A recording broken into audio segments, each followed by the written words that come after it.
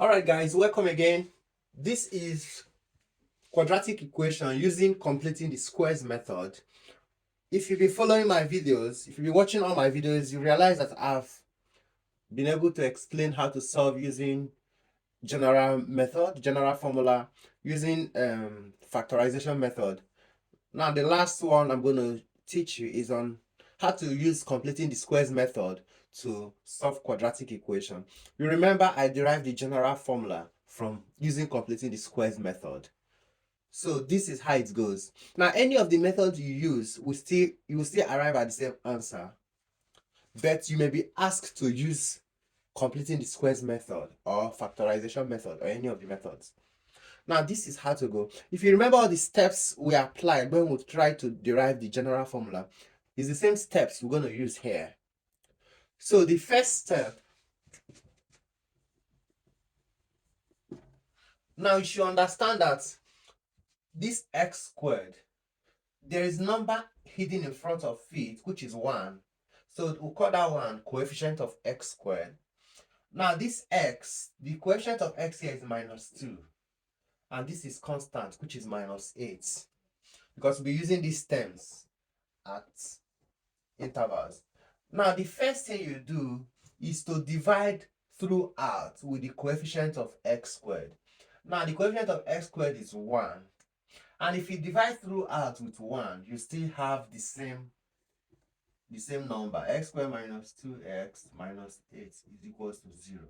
If you divide throughout with 1, it still remains the same. Now the first step. The second step is to take the constants to the other side of the equation. Now this is the constant -8. We'll take it to this side of the equation. We're left with x squared minus 2x is equals to 8. It changes to plus 8. Simple. Now the third step is divide the coefficient of x by 2, square the result, and add to both sides of the equation. Now you have x squared plus, now the coefficient of x is -2. We'll divide it with 2, square the result. I've already added it to this side. Now you also add to this side 8 plus -2/2, square the result. Clear? The coefficient of x is -2, divide it by 2, square the result, and add to this side. Also add it to this side. So we're left with x squared plus -2/2 is -1. Square it, you have +1 squared is equals to 8 plus, everything here is 1 square. 1 square is the same thing as 1. We left this square here because this x is having square. So we want the two to look alike.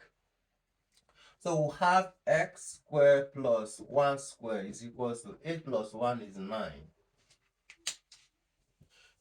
Now the next step, x has square, 1 has square, so we can bring them together. So x plus 1 squared is equals to 9. Now we want to make x plus 1 to stand on its own. This implies that we'll take the square root of this other side. Or if we take square root of both sides, square root will cancel square, so we're left with square root of 9. We'll have x plus 1 is equals to plus or minus square root of 9. Yes? So when you take the square root of this side, introduce your plus or minus. Now the next step is allow x to stand alone. So you have to bring this one this way. You have x is equals to plus 1 comes this way because -1 plus or minus square root of 9 is 3. Because 3 times 3 is 9. Now at this point, you say consider the positive. When you consider the positive, because we have positive and negative here, you consider the positive. So if you consider the positive, you have x is equals to -1 plus 3, which is -1 plus 3 is 2. Simple. Now the second step, the other step is consider the negative. If you consider the negative, you have x is equals to -1 minus 3. And minus 1 minus 3 is minus 4. Therefore, our x is equals to 2 and minus 4. And this is your final answer. Completing the squares method is very simple and very interesting. Any question you can solve with factorization or general formula, you can also solve it with completing the squares method, and you arrive at the same answer. Guys, very simple as always. Now, if you enjoy my videos, very educative, do well to subscribe to my YouTube channel, follow my Facebook page, and also share this video. Thank you very much. Bye.